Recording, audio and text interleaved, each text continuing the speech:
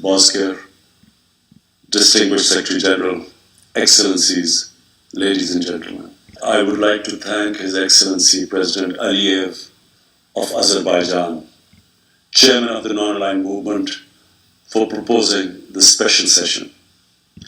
The COVID-19 pandemic is the most serious global crisis since the Second World War. The virus has infected nearly 65 million people and killed, sadly, close to 1.5 million. And hopefully, whenever the vaccine is available, it must be offered to everyone. The pandemic has caused immense human suffering and the deepest global economic contraction since the Great Depression of 1930s. The poorest countries and the poor in all the countries are suffering the most. Nearly 100 million people in developing countries will fall back into extreme poverty. Rich countries have injected $13 trillion as fiscal stimulus to revive their economies.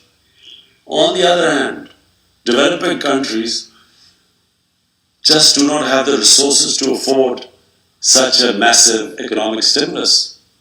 They are struggling to find even a fraction of the 2 to 3 trillion they require to recover from the pandemic. In Pakistan, we had a successful policy of smart lockdowns.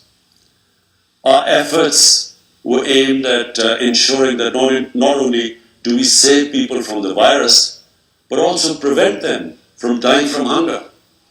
We provided a relief package of around $8 billion, which was almost 3% of our GDP, to support the poor and to keep the economy afloat at the same time. And as I said, so far our strategy has worked. But now we are confronted with a far more aggressive second wave of the virus.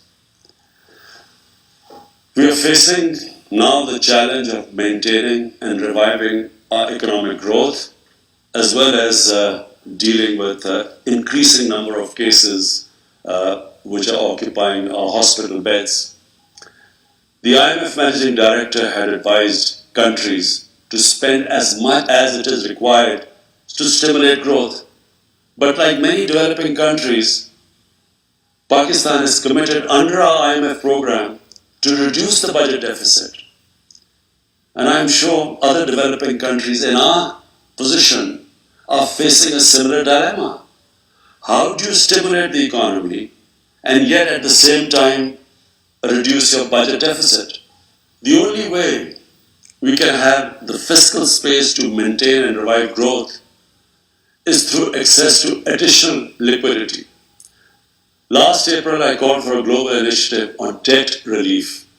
We are grateful for the debt suspension announced by G20 in May and its subsequent extension till June next year.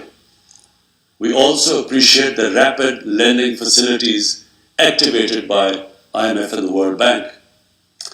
Yet the amounts generated so far are not even close to the needs of the developing countries to recover from the impact of the pandemic.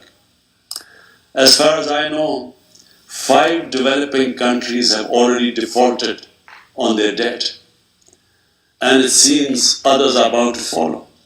Several nations faced with large debt repayments and at the same time lost revenues are on the brink of economic collapse. There are disturbing reports from the World Food Programme of possible famines in some parts of the world. The Financing for Development discussions initiated by Secretary General and the Prime Minister of Canada and Jamaica have identified hundreds of options to financially support the developing countries. We hope that this process culminates in some concrete action soon.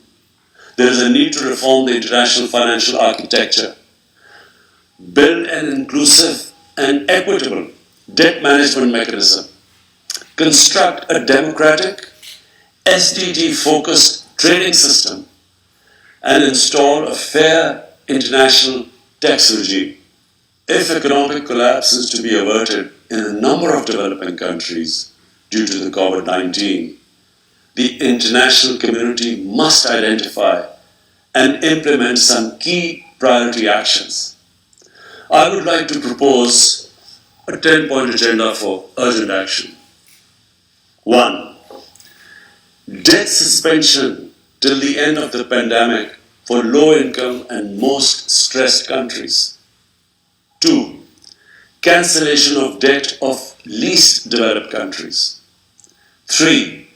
Restructuring of the public sector debt of other developing countries under an agreed inclusive multilateral framework. 4. A general allocation of special drawing rights of $500 billion. 5.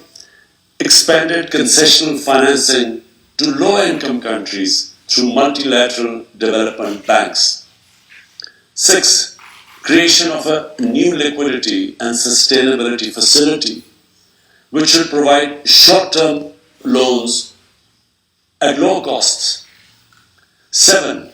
Fulfillment of the 0.7% official development assistance commitments. 8. Mobilizing the required 1.5 trillion annual investment in sustainable infrastructure. 9. Achievement of the agreed target of mobilizing $100 billion per year for climate action in developing countries. And 10. Immediate action to stop the massive illicit financial outflows from developing countries to rich countries, to offshore tax havens, and at the same time, there should be an immediate return of their assets stolen by corrupt politicians and criminals back to these countries. This one action, I assure you, Mr. President, this one action would benefit the poor countries more than all other measures put together. Excellencies, everyone agrees that there has to be a collective response to recover from the COVID crisis and at the same time achieve sustainable development goals and implement targets set by the Paris Agreements. Excellencies, the UN Charter's concept of collective security embraces collective economic security. Without economic security, conflicts and disputes will persist and proliferate across the world. Guided by the principles of this Charter, we must all work collectively for an inclusive, stable, and sustainable economic, social, and political order. I thank you.